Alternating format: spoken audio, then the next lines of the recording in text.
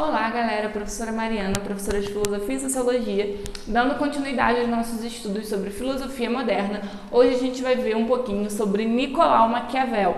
Nicolau Maquiavel nasce na Itália, em Florença, em 1469 e morre em 1527.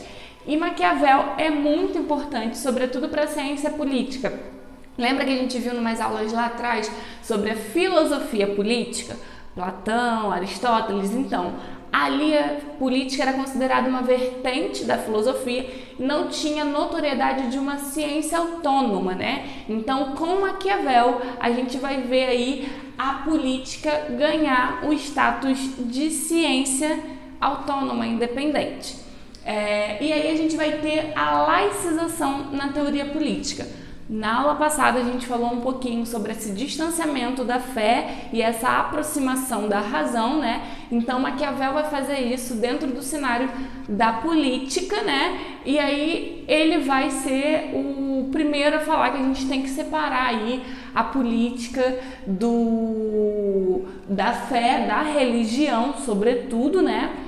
E propor uma laicização dentro da teoria política, que até hoje a gente tem aí, né, Maquiavel, apesar de ter vivido aí no século XV, né, século XVI, a sua teoria ainda hoje é muito lida, é um dos maiores nomes da ciência política e muito do que ele escreveu lá atrás ainda tem relevância. Inclusive a gente tem hoje em dia um Estado laico, né, pelo menos no papel é. E aí ele vai propor modelos racionais e não ideais. Como assim? Para ele, a realidade ela é desigual por si só, né? Então, assim, não é possível a gente fazer uma teoria sobre o que deve ser. A gente tem que fazer uma teoria sobre o que é, sobre o real, né? Ele vai colocar que o Estado está acima dos indivíduos, então a gente não tem que ficar teorizando como ele deveria ser. A gente tem que olhar como ele é e aí sim traçar um modelo. Então, a mudança aí nesse cenário da política, né, com Maquiavel, ele já vai estar começando a pensar em modelos racionais e não ideais. E dentro do contexto histórico, né, que ele estava vivendo, a Itália, ela estava perdendo a sua hegemonia, ela estava fragmentada. Então, quando ele escreve a obra O Príncipe também é uma forma de tirar essa fragmentação, né, da Itália, de unificar a Itália de certa forma. Maquiavel, ele vai ser um filósofo político, né? Ele ganha o cargo de chanceler, que era um cargo muito importante dentro do governo. Ele então vive a política na prática, ele viaja a missões, para missões diplomáticas. Então, assim, o seu cargo possibilitou ele ter uma visão um tanto quanto diferenciada da política, né? E dentro dela, de fato, né? Então ele viveu ali a política e fica bem mais fácil escrever sobre quando você tem uma vivência, né? E aí por isso também que ele vai pensar nos modelos racionais, né? E não nos ideais. Determinado momento de sua vida ele sofre o exílio. E durante o seu exílio, ele se debruça no estudo, né? E aí ele vai estudar, ele vai dizer que a história ela é cíclica, né? Então, o movimento cíclico, o movimento circular, né? Que volta, as coisas do passado, elas tendem a voltar, né? Então, elas podem mostrar indícios de que estão voltando. Então, sabendo disso, a gente pode se prevenir, a gente pode identificar, se a gente souber, né, o que no passado deu errado, a forma, os indícios que aquilo ali se mostrou, e se está acontecendo no presente a mesma coisa, a gente pode, de certa forma, prever, né, e combater aquilo ali. Então ele vai fazer um estudo minucioso da história, já que a história para ele tem um movimento aí cíclico, de que as coisas podem retornar. E aí ele vai pensar também na diferenciação entre moral e política. Para ele a política ela tem autonomia sobre a moral. Lembrando que a gente acabou de sair de uma época onde a moralidade, a filosofia era sustentada numa filosofia cristã, católica. Então a moralidade cristã católica é muito forte ainda nessa sociedade, né? Então, ele tenta se afastar dessa moralidade e pensar na política enquanto uma ciência autônoma. E aí a gente vai para sua principal obra, O Príncipe, né? Que até hoje é leitura aí básica em quase todos os cursos de humanas, né? O Príncipe vai ser um manual de governo. Ele vai criar aí um livro enquanto manual para que o príncipe tenha noção do que é a política, do que aguarda ele quando ele assumir o reinado. E aí ele tenta, através desse manual, né, colocar medidas para promover o Estado forte e estável. Para Maquiavel, o Estado ele tem que ser forte e ele tem que ser estável. E aí o príncipe tem que saber controlar, saber fazer isso, né? A finalidade da política para ele é conquistar e manter o poder. Por que conquistar e manter? Não basta apenas você conquistar, porque você pode conquistar o poder e se você não souber cuidar dele, você vai perder para outro e aí, enfim, o que adiantou conquistar se você não soube cuidar? Então, além de conquistar, você tem que saber como manter esse poder. Então, é muito importante essas duas coisas para ele. O Estado acima da religião e da moral, como eu já adiantei, né? Então, a moralidade naquela época, a moralidade cristã, você ser piedoso, ser bondoso, compassivo, você cumprir com a sua palavra, honrar seus compromissos. Então, assim, a política, ela não precisa ter essa moralidade cristã. Você pode levar isso para a sua vida pessoal, mas na política você tem que agir de acordo com o melhor para o seu governo, para você conquistar, né, e ter a manutenção do poder e ter esse Estado aí forte e estável. E aí ele vai colocar a moral da circunstância. Na moral da circunstância, a situação vai definir o que é certo e errado. Dentro de uma moral cristã, a gente vai ter aí, né, o pecado, a gente vai ter aí o que é certo, o que é errado, através de uma ótica religiosa.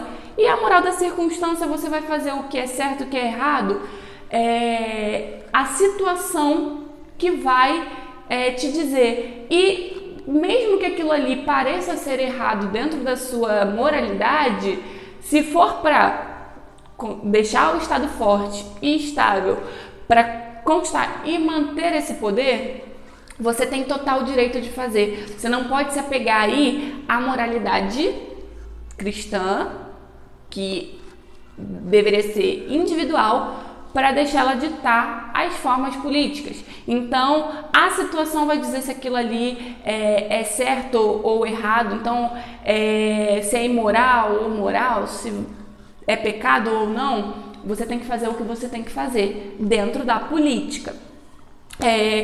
A virtude e a fortuna são dois termos que ele utiliza em sua obra, né? Que uma tradução, né, seria a virtude, a inteligência, e a fortuna, a sorte ou oportunidade. Um rei, ele precisa ter um governante, né? Ele precisa ter essas duas coisas.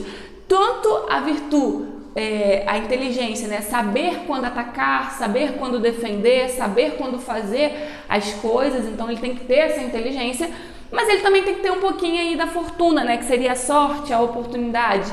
Mas não pode depender apenas dela, porque, né, a roda da fortuna, a roda da sorte, pode ser que ela não gire a seu favor. Então você tem que usar a inteligência e também, né, contar um pouco aí com a fortuna. Ser amado ou ser temido, né? E aí, o que vocês acham melhor? Que é melhor ser amado ou que é melhor ser temido? Maquiavel, ele vai dizer que é bom que sejam os dois, mas que se você não puder ser amado, que seja temido, né?